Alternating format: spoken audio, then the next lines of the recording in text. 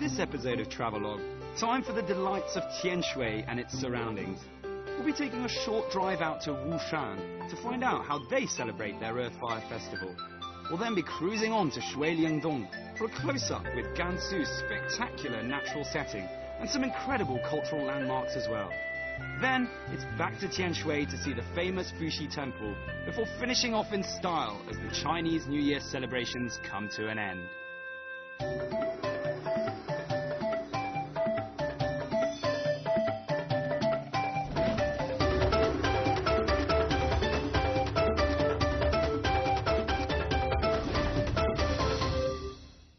Welcome to the second and final episode of our mini-series in northwest China, discovering Gansu Province's TIANSHUI. If you were watching the first episode, you'll know that days 1 and 2 of our trip were action-packed, as we dived right into TIANSHUI's famous Ⅱ or Earth and Fire Festival. Having barely recovered from all the excitement, we visited Maijishan, TIANSHUI's prime tourist attraction, better known as Haystack Mountain. We even managed to squeeze in some clay sculpting, but the fun isn't over just yet. So we did Maijishan yesterday, and we're going to go to Shuiliangdong today, the rock caves. There's plenty of these type of rock cave formations in and around TIANSHUI. The place we're going to today is slightly further away. You can get coaches and buses there, but we've hired ourselves a little private minibus, like anybody can do. See you guys there.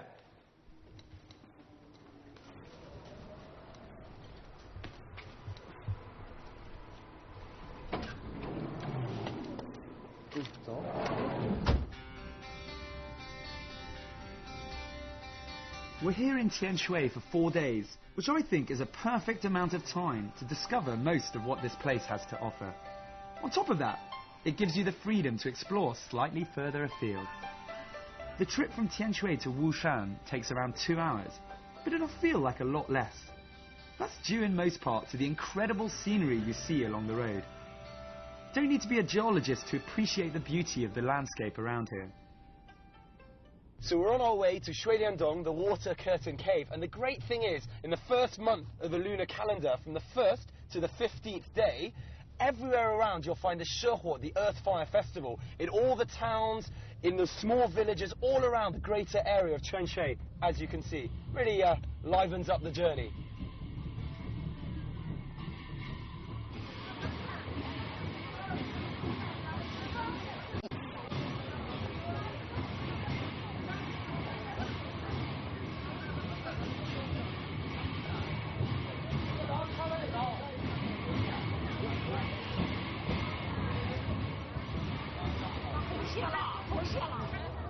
So Wushan, their Earth Fire Festival, has slight different tendencies. They have all of these red sort of scarves hanging around all over the place. I'm not sure what they're really about, so let's go and ask this lady.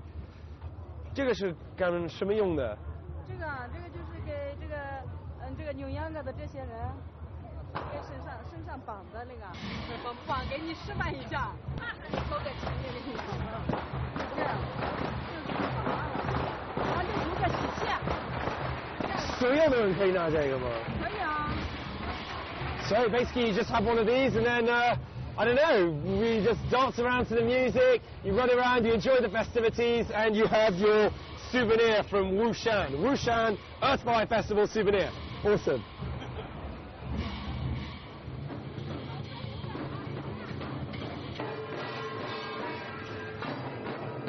Talk about luck.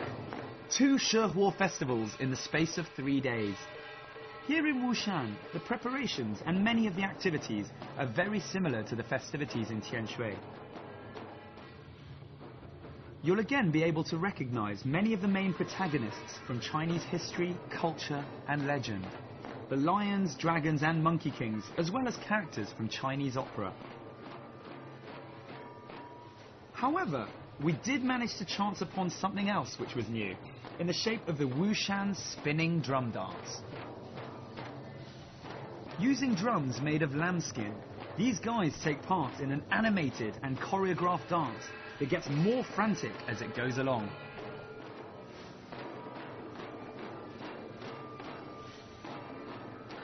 Essentially, the spirit of the dance is to show off the masculinity of the northwestern men. the Wushan equivalent of peacocks strutting their stuff. In this instance, however, they adhere strictly to the instructions of the beatmaster, who is dressed differently and sets the tempo.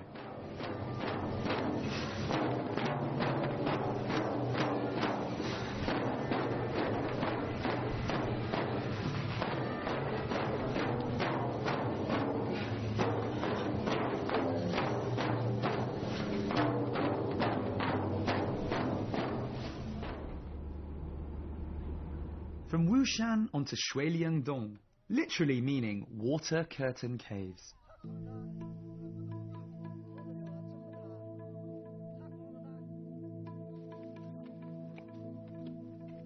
The journey takes around an hour, and this extraordinary area is all the better preserved for being relatively inaccessible. Not that you should be deterred, it's not that hard to find. It's just that the roads will definitely test your car's suspension.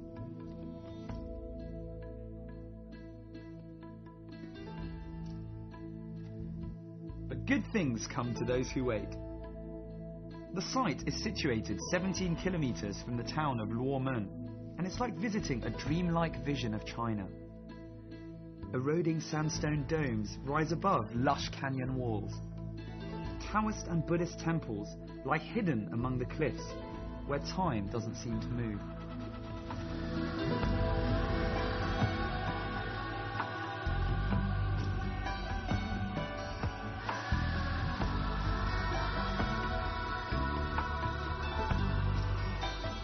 Just as a side note, if you're trying to make your own way there without a guide, do check that access to the caves is possible. Making it to the water curtain grottos is dependent on the weather, and you won't be able to use the riverbed there if it's been wet recently, although this is not that likely. The building of the water curtain cave complex was started in the 16 Kingdoms period of the Jin dynasty, way back in 265 AD. The construction continued during several dynasties that followed. It gets its moniker from the rain which pours down from the top of the mountain and forms a cascade like a curtain of water during the rainy season. Explore around the area and you might be lucky enough to come across a Taoist temple, still in use despite being up in the heart of the caves.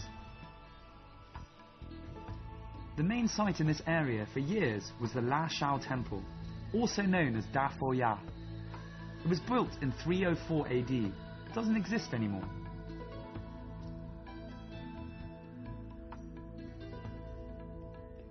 This is where the temple used to stand.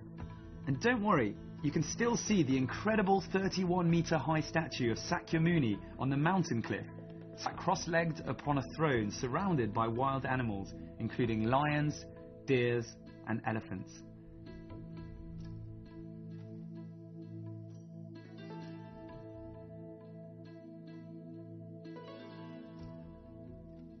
Well, it's taken us around 3 hours to drive down here, and I really think sometimes getting off the beaten track can have its rewards. Hopefully, as you can see behind. Now, don't know if it's doing it justice, but I feel like a tiny ant compared to these huge rock carvings behind me. And the funny thing is that all around in this whole area, you'll feel like that, with steep rocks everywhere, making you feel completely insignificant in the whole of nature. Unbelievable.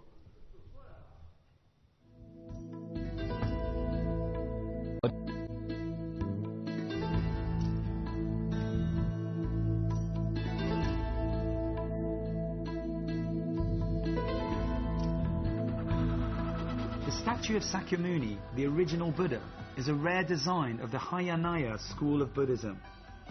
What I'd like to know, though, is how on earth did anyone manage to carve that? Much like Meiji Shan, which we saw in the last episode, it defies belief that a statue could be carved so intricately, so high up in the air, especially without the use of modern technology and machinery. Great thing about this area is that everything is elevated, so you get fantastic vantage points to take in the sculpture and the grottos. As an aside, all buses and trains, except for the express services, running between Tianshui and Lanzhou, stop at Wushan. That said, it is a relatively long and tiring trip due to the rough roads, so it might be worth staying overnight at one of the hotels in Wushan, or even closer, at the Luomen Hotel in Luomen. So rather depressingly, it's our final day in TIANSHUI. So we're going to try and cram in as much as is physically possible, which is why we've come here to the local arts museum of TIANSHUI. It's right in the city centre, built a long time ago. Let's go and have a look.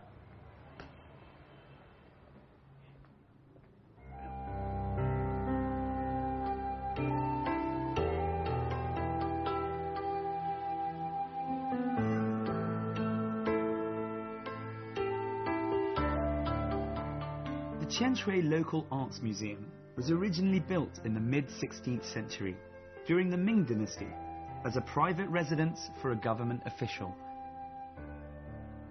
It covers 2,700 square meters and contains 42 houses in 9 quadrangular dwellings.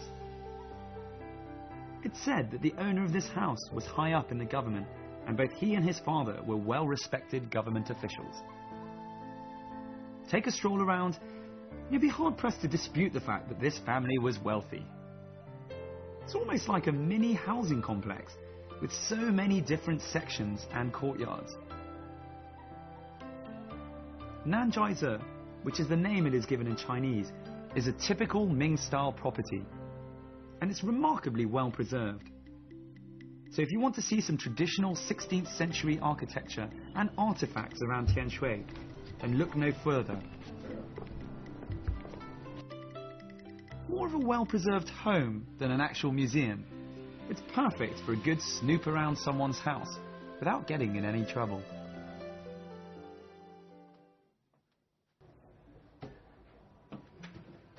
So I've heard an interesting story about this room.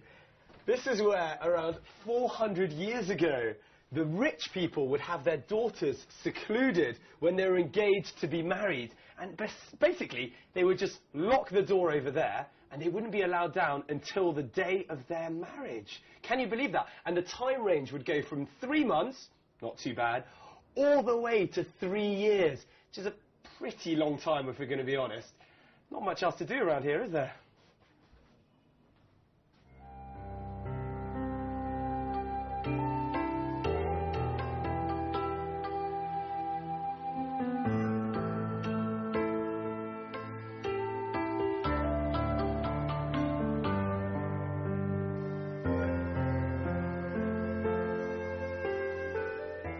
Incidentally, the girls were locked up to preserve their purity.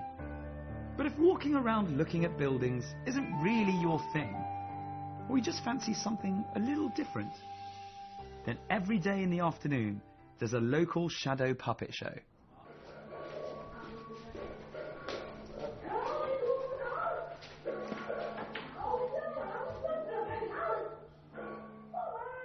And even when the crowds aren't so large, he still goes about his work with aplomb and gusto.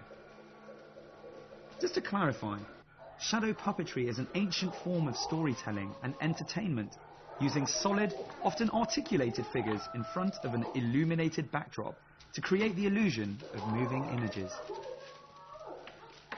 It originated during the Han Dynasty after one of the concubines of Emperor Wu died. The emperor was devastated, and he summoned his court officials to bring his favourite back to life. This is what they came up with.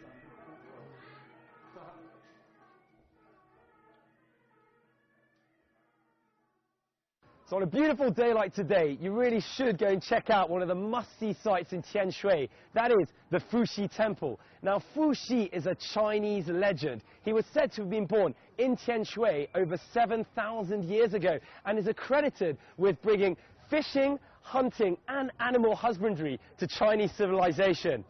Let's go and check out his temple.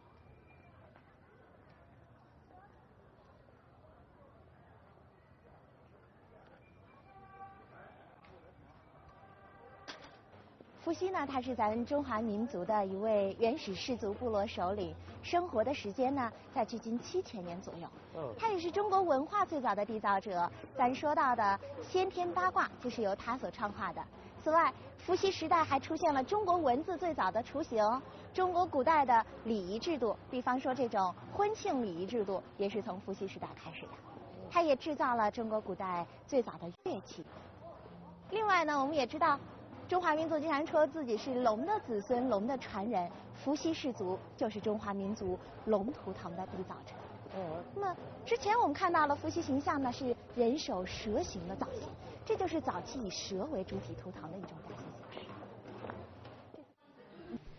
刚才我们说到了伏羲他最大的功绩就是创化八卦，而这种理论呢，在中国古代是有很多运用的。比方说，咱们中国古代它是一个农业大国，这种理论也是用在农业生产方面的。您看，在我们的头顶上方，这就有一个相当于西方星座的这样一个星宿图。中国人呢是把它分为28个星宿。伏羲就是长期对于天体行星运行规律的一个总结，然后把它用在了生产，最多的就是农业生产方面。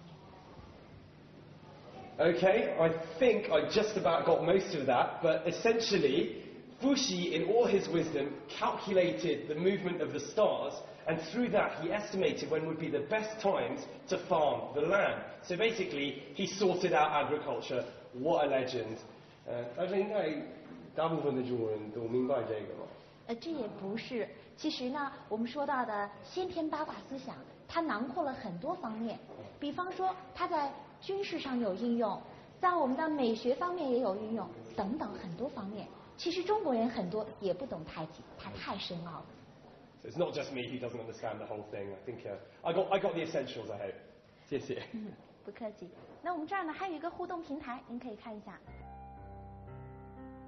Fuxi is thought to have been the first mythical emperor of China. His miraculous birth as a divine being with a serpent's body is said to have occurred in the 29th century BC. Some representations show him with a leaf-wreathed head growing out of a mountain, or as a man clothed in animal skins.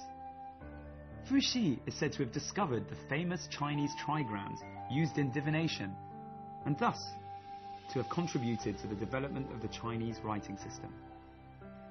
Not content with that, there's a whole list of achievements ascribed to Fuxi. He domesticated animals and taught his people to cook, to fish with nets, and to hunt with weapons made of iron. He likewise instituted marriage as a part of a system of etiquette. The practice became for the man to pay the families of the woman as a way of compensating them for their loss. Before Fuxi showed up, people were living in caves, so he also taught them how to build houses. All in all, that's a pretty impressive CV. The Ming Dynasty temple was begun in 1483 to commemorate China's earliest ancestor. The temple is a typical Ming Dynasty structure that, despite renovations in the Qing Dynasty, still retains its Ming format. Located on the western part of the Fuxi Road in TIANSHUI City, the Temple of Fuxi is also called the Taihao Gong. The temple was completed in 1490 during the reign of Emperor Hongzhi and covers a total area of 6,000 square meters. Every year, from the 13th day of the first month by the lunar calendar, TIANSHUI people flock here to pay their respects to Fuxi.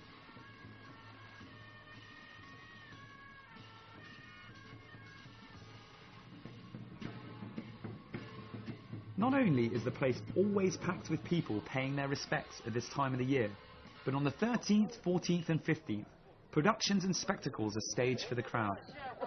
You'll find singing and dancing, and even Chinese opera.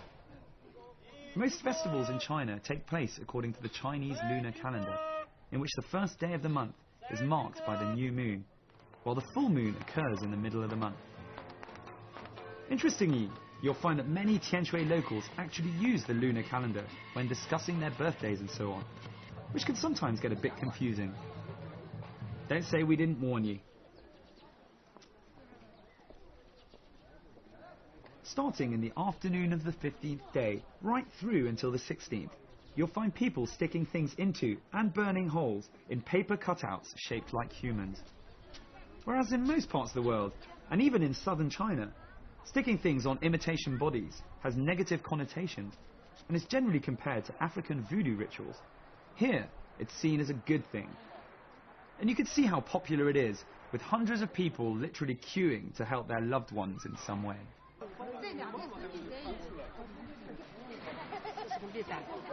So, 这个是女的，男的，这个是女的，是吧？这是男的，这是女的。是吗？ So what you do here at the Fuxi Temple is you collect these things. Say you're ill, or a friend of yours is ill, or your parents in any way, and you want them to feel better. You buy one of these things, one of these sort of little figurines, paper figurines. They put them up, they glue them up, and then wherever they're ill, you pierce with one of these incense sticks, and hopefully they'll feel better. So 这个是男女。 这是女。对对对，所以是生病的是吗？就是。所以如果是头疼是风头，如果是这可以去点头。所以是我妈妈的眼睛，所以是。Okay, so mommy's eyes. Right. 好，然后是爸爸的这 and daddy's knees.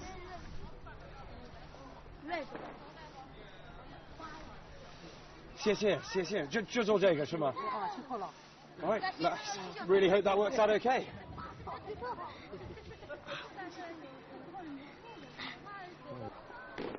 All the celebrations come to a head on the night of the 15th.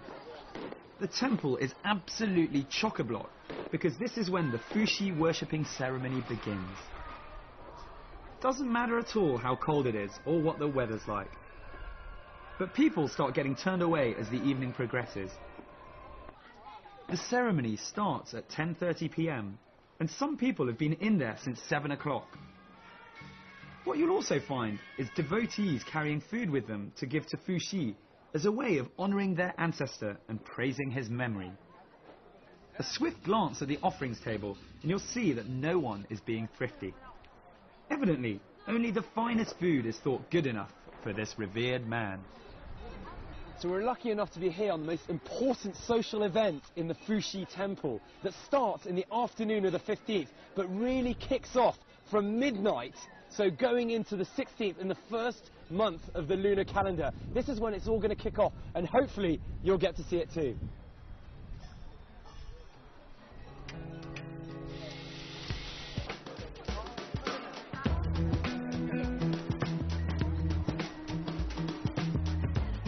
People keep arriving at the Temple of Fuxi right up until midnight. Why is that? Well, the answer is simple. Everyone wants to have the chance to be one of the first to light their incense and pray to Fuxi. This is a ritual that you can find in many other temples, most notably at the Huangdaxian Temple in Hong Kong. And if you're one of the first, it's seen as lucky, as the gods will receive your prayers first. But don't let all the hustle and bustle detract you from a great event, which is late, loud and riotous, but steeped in Chinese tradition. It's a real family event, with children everywhere.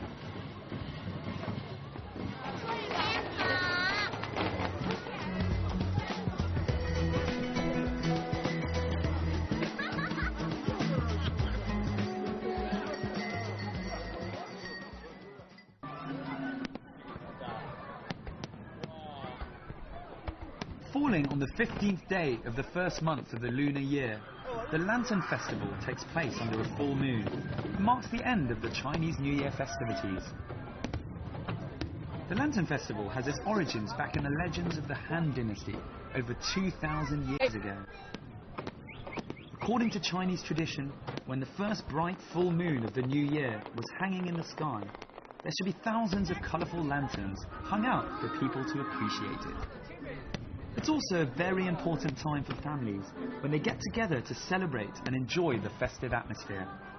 And who doesn't love a good fireworks display? A perfect ending to a perfect 4-day trip around TIANSHUI. So with the fireworks going off all around me, this is what it's like in TIANSHUI after midnight on going into the 16th day. It's crazy. It effectively marks the end of the Chinese New Year celebration here in TIANSHUI, which I think is pretty fitting because it marks the end of our show as well. I hope you've enjoyed looking around this wonderful city and everything it has to offer, and especially what Chinese New Year celebrations are really like. I'm Mark Edwards, and I'll catch you very soon on another episode of Travelogue.